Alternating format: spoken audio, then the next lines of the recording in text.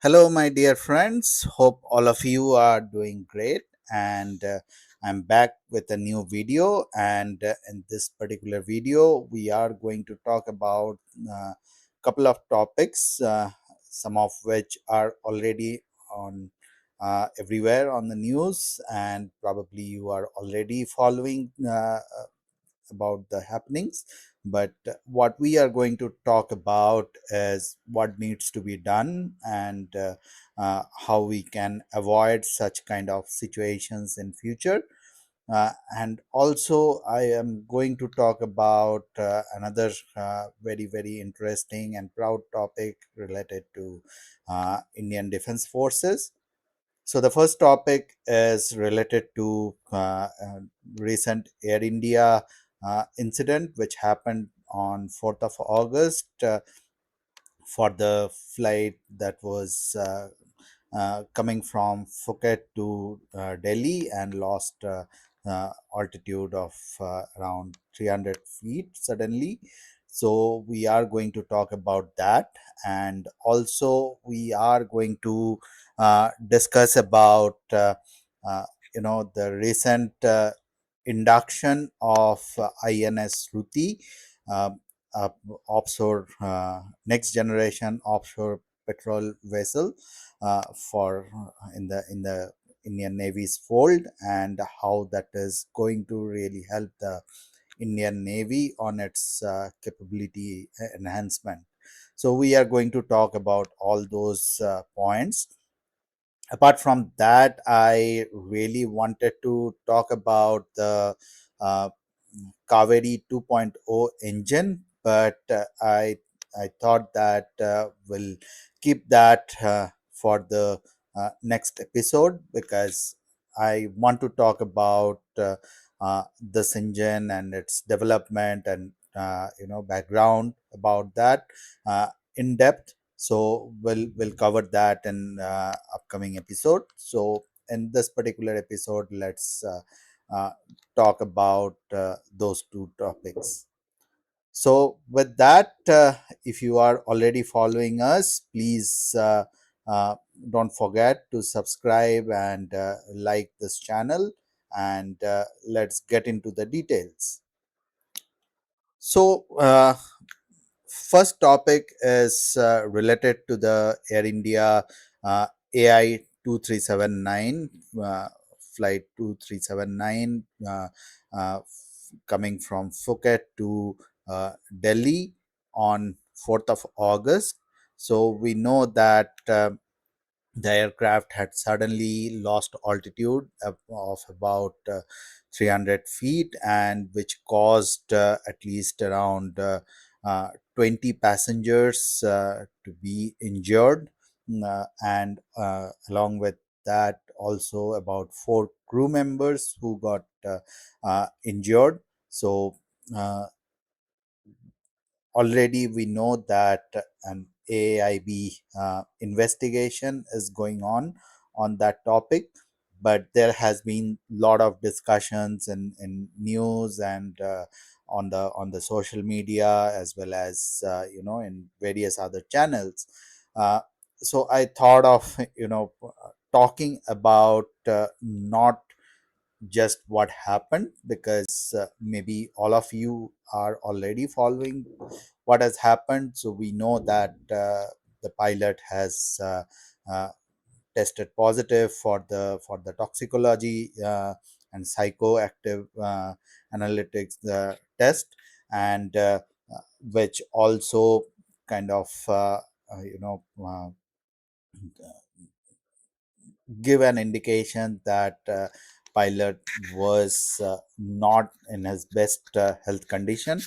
Also, it came out that the aircraft uh, post flight maintenance report that was taken out, and that shown that there were several faults or warnings that were sounded uh, during the flight, and within within a time frame of about 2 to 3 minutes, and that also caused the uh, autopilot to disengage, and all the hydraulic systems to throw up uh, warning, including the green, yellow, and blue line. So all those things are already in public domain. But what I would like to you know discuss in this particular video is that uh, when we talk about the fault or warning, so warnings are something which shows that there are certain faults in the system, and probably the system itself or some of the sensors might be malfunctioning. It could be because of various reason, because of the technical reason, because of the maintenance issue, or whatever it could be. But it shows that there is something which is not properly functioning. So it does not, however, means always that the system has failed completely, right? Because failure is a completely different stuff from just getting the warning and showing certain fault indications, because all the systems in an aircraft are based on several redundancies, so that when one uh, particular system uh, shows a fault or have difficulty in functioning, so the other systems can take it up to compensate for that for a safe flight. So already we know that AIB is doing their investigation. Also, the French regulator or safety organization, as well as Airbus, they also have joined in and in the ongoing investigation. So we'll get to know about what really happened on the technical front, and as well as we all are eagerly waiting for the interpretation of the toxicology report which came out about the pilot in command. Uh, so we know that pilot had been suffering from sleep difficulties in previously before the flight as well. That was noted, but why uh, you know a pilot was rostered in certain situation, or what were uh, really going on from the safety side. So we'll get to know about all those things uh, before we you know give any verdict about the pilot's condition or the technical condition. So the final report has to come out from the investigators. Now, I promised at the start of the video that we are going to talk about what needs to be done. So I think what needs to be done is as the Indian aviation industry is growing, and it's kind of going to boom in next few years, as there are several uh, aircrafts on order. There are several growth stories that are going on. So we need really very strong regulations, and not just the regulations, but the enforcement of those regulations. So what we are seeing that currently the DGCA has been severely short of staff on various various expertise. Uh, so the problem is because of those shortages, or not enough knowledge or capability of some of the staff who might be doing it for the time being. So these are creating a lot of safety incidents again and again for the aviation industry in past maybe a year or so. Now these are really concerning situation, because if this continues like this, as you know that earlier the FAA had launched a safety audit for DGCA. So these things will go on frequently by the global organizations, and that will affect the growth of Indian aviation industry, because uh, we might be restricted in flying into certain territories or certain countries, uh, you know, air, uh, uh, airports or uh, in their airspace. So that will definitely create a lot of difficulty for our aerospace or aviation industry for their growth story, which we all assumed, and that's how the airlines are, uh, you know, buying more and more aircraft. So that entire story can fall apart if we do not take into account the importance of strong regulation and strong, you know,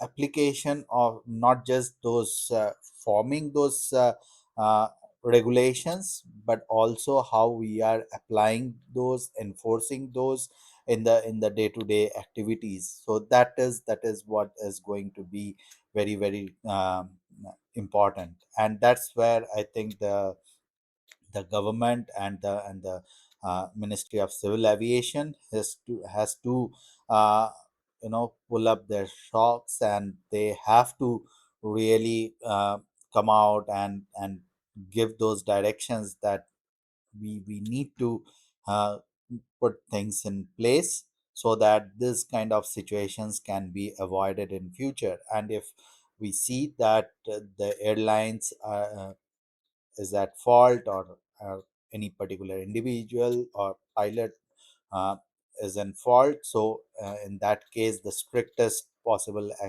action should be taken uh, against the defaulters, so that we have uh, a better uh, process, better regulations, and uh, following the rules going forward. So that is the most important topic that I wanted to talk about in this particular video.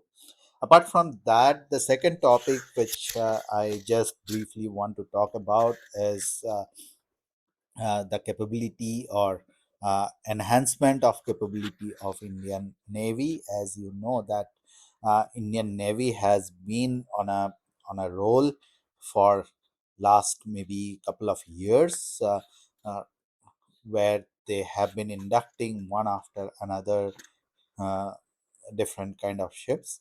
So those ships were earlier mostly developed or designed, developed, and manufactured in uh, uh, different countries, but now we are kind of absolutely focused on uh, the Atmanirbhar Bharat and the Indian manufacturing, Indian design, development, and manufacturing capability.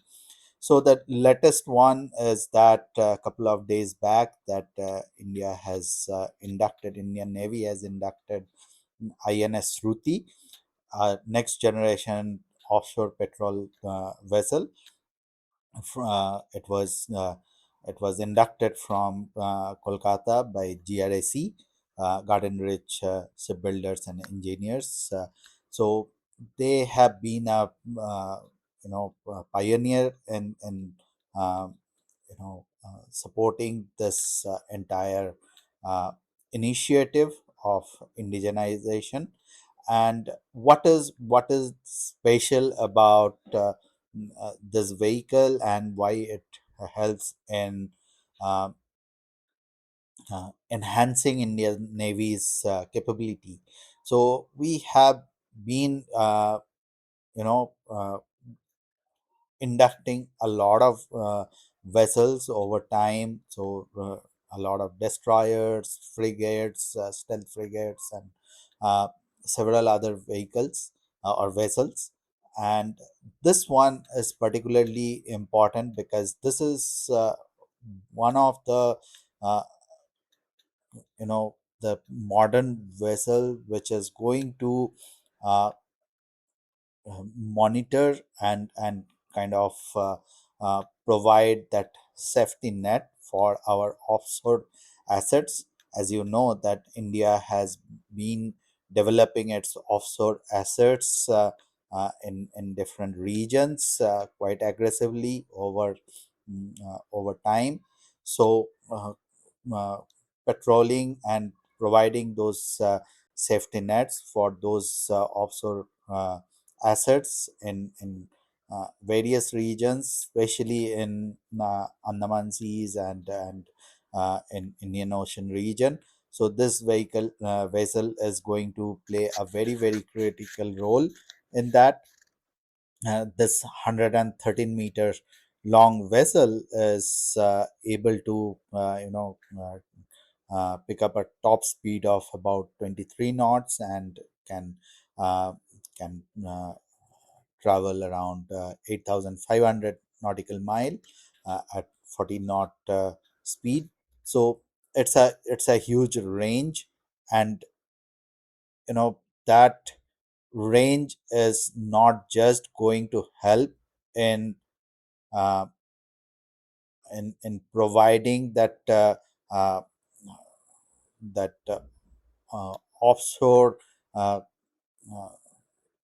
uh, patrolling and safety net, but also it helps in disaster management and the first responder activities. As you know that India has been a major player in providing the first responders and disaster management support, not just for the Indian territories or and uh, you know uh, in regions within India, but also uh, to various other neighboring countries in Indian Ocean region. So that uh, that capability is going to be enhanced by this vessel's capability, which can take up multi-purpose roles and can provide that quick first responder support to any disaster in any of those regions or friendly countries. So that is going to play a very critical role for uh, the the Indian Navy, which is a true becoming a true blue water uh, navy, and in that direction, this is a great step, I would say. So with that, I would uh, close this video here. In our future videos, we are going to talk about some of the more and uh, you know uh, topics which are like Kaveri 2.0 and some of the other defense related topics we are going to cover very soon.